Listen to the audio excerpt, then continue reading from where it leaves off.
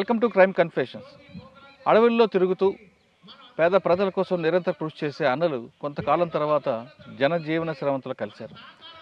దానికి కారణాలు వ్యక్తిగత కారణం కావచ్చు, లేదా అనారోగ్య సమస్య కావచ్చు, మరో ఇతర కారణం కావచ్చు.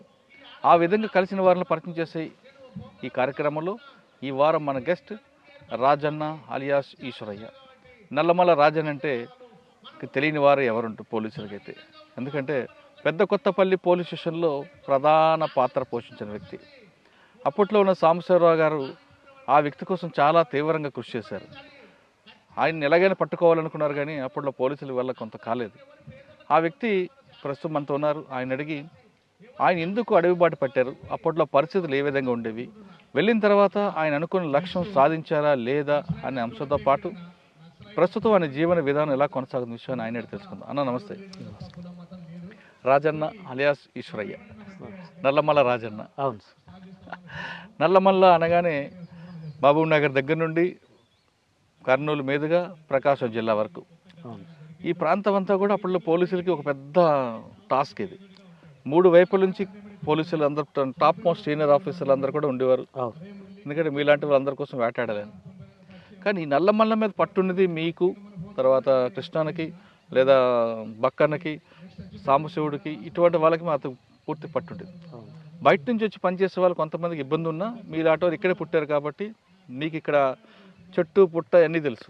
ఆ ప్రాంతంలో మీరు పొన్న ప్రాంతంలో ఎందుకు అప్పట్లో పీపుల్స్ వార్ వెళ్ళారు, వెళ్ళిన తర్వాత మీరు అనుకున్న లక్ష్యం సాధించారా లేదా, వాటితో పాటు పెద్ద కొత్తపల్లి పోలీస్ స్టేషన్ని బ్లాస్ట్ చేయాలి అనే ఎందుకు ప్లాన్ వేశారా, యాక్షన్ ఆ ప్లాన్ జరిగింది, ముందు రెక్కి వేశారా, ఈ ప్రశ్నకు ఒకసారి సమాధానం చెప్పండి. మాది కల్వకుర్తికి 7 కిలోమీటర్స్ తాండ్రా విలేజ్ అన్న. అది 1984-85 అంటే మేము ఉద్యమములు వెళ్ళడానికి కారణం.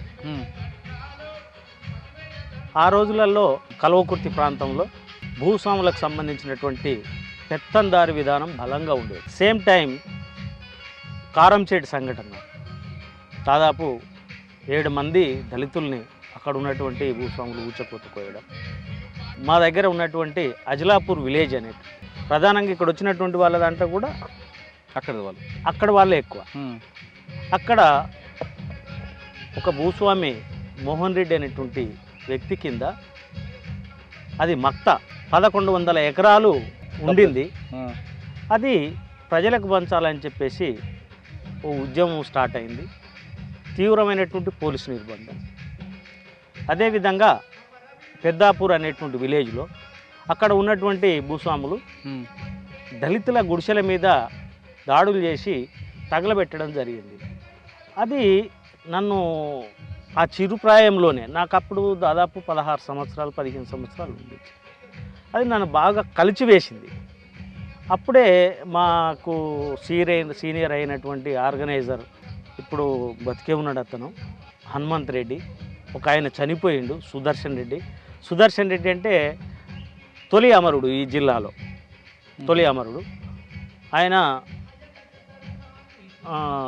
MA చేసి వాస్తవంగా గోల్డ్ మెడలిస్ట్. ఐజే విలేజ్ అయినది వాళ్ళది. ఉన్నత కుటుంబంలో ఉట్టి పేదవాళ్ళ గురించి ఇంత ఆతృత పడుతున్నటువంటిది ఇక్కడ జరుగుతున్నటువంటి సంఘటనలు, ప్లస్ ఆయన యొక్క ప్రభావం నా మీద బాగా పడింది. ఇంకొకటి గోపాల్ రెడ్డి అని చెప్పేసి మా ఆర్గనైజర్, ఇది బాలానగర్ విలేజ్. ఆయన పోలీస్ పటేల్ కుమారుడు. వాళ్ళ తండ్రికి వ్యతిరేకంగా కొట్లాడినటువంటి ఘనచరిత్ర ఆయన. వీళ్ళ యొక్క ప్రధానమైనటువంటి ప్రభావంతోన ప్లస్ కారం చేయడు మా ఊర్లో జరుగుతున్నటువంటి, మా చుట్టుపక్కల జరుగుతున్నటువంటి సంఘటనలు నేను ఉద్యమం బాట పట్టడానికి కారణభూతమయ్యాయి. ఏ సంవత్సరంలో మీరు పట్టారన్న? నాకు పార్టీ పరిచయం అయింది 84. 85లో నేను అడవి బాట పట్టడం జరిగింది సార్. ఓకే. అడవి బాట పట్టిన తర్వాత ఫస్ట్ మీ కార్యక్రమం ఎక్కడ చేశారు? నేను ప్రజల కోసం అడగట్లేదు. ఓకే సార్, ప్రజల కోసము. వాస్తవంగా అప్పర్ ప్లాట్ మాకు దాదాపు ఒక 40 కిలోమీటర్ల దూరంలో అమ్రాబాద్ ఉంటుంది. నేను ఫస్ట్ అమ్రాబాద్కే వెళ్ళడం జరిగింది. అప్పట్లో సారా పోరాటాలు ఉండేటివి, తర్వాత రైతు కూలి పోరాటాలు ఉండేటివి, తర్వాత పుల్లెర, మేక పుల్లెర ఉంటుంది సార్. ఇప్పుడు అడవిలకు మేకలు తీసుకుపోతానంటే ఆ ఫారెస్ట్ వాళ్ళకు పుల్లెర కట్టాలి.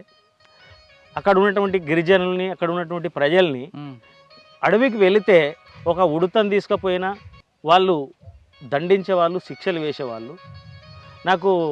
నాకంటే కొద్దిగా ముందున్నటువంటి వాళ్ళు చెప్పడం ఏంటిది అంటే, ఒక ఆయనను ఉడతను తీసుకొని పోతే ఏళ్ళు నరికిండ్రు అనేటువంటిది. అట్లాంటిది పోరాటాలలో నేను ఫస్ట్ అమరాబాద్ మండలాన్ని, అది అప్పర్ ప్లాట్ ఏరియా అనుకుంటా సార్, అది ఒక దళం ఏరియా. అది సిఓ సిస్టమ్ ఉండేది. మాకు సిఓ అనేటటువంటి వెంకట్రాములు అని చెప్పేసి ఇప్పుడు ఆయన టీఆర్ఎస్లో ఏదో పనిచేస్తూ ఉన్నాడు.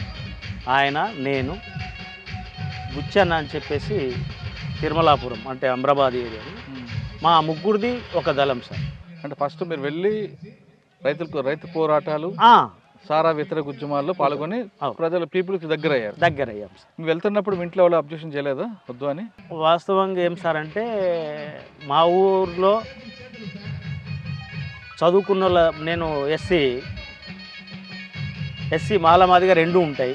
అందులో ఒక 5 మంది మాత్రమే చదువుకున్నటువంటి వాళ్ళు, అందులో నేను ఒక్కడిని. అయితే బెల్లంపల్లి అతను ఒక ఆయన నా దగ్గరనే ఉండేటోడు, ఆర్గనైజర్. ఆయన నల్లమల్ల ఫారెస్ట్నే ఆర్గనైజరు. ఆయనకు హెల్త్ బాగాలేక నా దగ్గరనే ఒక 4 రోజులు ఉన్నాడు. అయితే ఏంటంటే మా వాళ్ళకు చెప్పకుండానే నేను వెళ్ళిన, అంటే రాజకీయాలు మా ఇంట్లో మీటింగ్స్ జరిగేటివి, మా అమ్మ వచ్చినటువంటి ఆర్గనైజర్లను తిట్టి పంపించేది.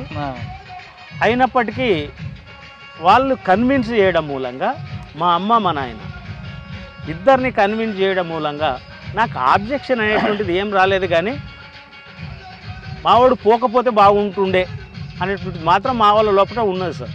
అయితే పోయేటప్పుడు మాత్రం చెప్పిపోలేదు, ఆబ్జెక్షన్ అంటూ ఏం లేదు సార్. ఓకే, లోపలికి వెళ్ళారు, అక్కడ ఉన్న చెంచులతో వాళ్ళకి సంబంధించిన కానీ కొన్ని కార్యక్రమాలు చేపట్టారు. అవును సార్. యాక్షన్ ఎక్కడ జరిగిందండి? ఫస్ట్ యాక్షన్ అనేటువంటిది పద్రా విలేజ్ ఉంటుంది సార్ మాకు. ఇది ఇప్పుడు మండల్ హెడ్ క్వార్టర్. ఇప్పుడు అమరాబాద్ తర్వాత ఇప్పుడు పద్రా మండలం అయింది. అది పద్రా విలేజ్లో మేము ఒక ఫారెస్ట్ ఆఫీసర్ను పిలిపించినాం. ఆయన పేరు వెంకటేశ్వర్లో సంథింగ్ ఏదో ఉంది సార్. అంటే ఆడ ప్రజాకంటకుడుగా తయారైంది. ఆయన ప్రతి అంశంలో ప్రజల్ని ఇబ్బంది పెడతా ఉన్నాడు. ఆయనను పిలిపించి మాట్లాడదామనేటువంటి ప్రోగ్రామ్ ఒకటి పెట్టుకున్నాం పగలే. అప్పట్లో ఇంత నిర్బంధం లేదు సార్. అది 86, 87 అనుకుంటా సార్. ఆ ఒకే రోజు మా మీద 2 సార్లు ఫైరింగ్స్ జరిగింది. అచ్చంపేటలో ఒకటి, మా దగ్గర పదరలో ఒకటి. ఆయన మేమేం పిలిపించాము, వచ్చి మాట్లాడిపోతాడు కదా అని చెప్పేసి మా దగ్గర ప్రజలు ఉన్నారు అప్పటికి. ఆయన పోలీస్కి ఇన్ఫర్మేషన్ ఇవ్వడం మూలంగా ఏమైందంటేనంటే, మేమేమనుకున్నాం జనరల్గా అది వాస్తవంగా ఐసిడిఎస్ జీప్ ఉంటుంది కదా సార్, అది మొత్తం ఐరన్ క్యాప్తో ఉంటుంది. మేము అట్లాంటి వాళ్ళే అనుకున్నాం, పోలీస్ జీప్ అని అనుకోలేదు.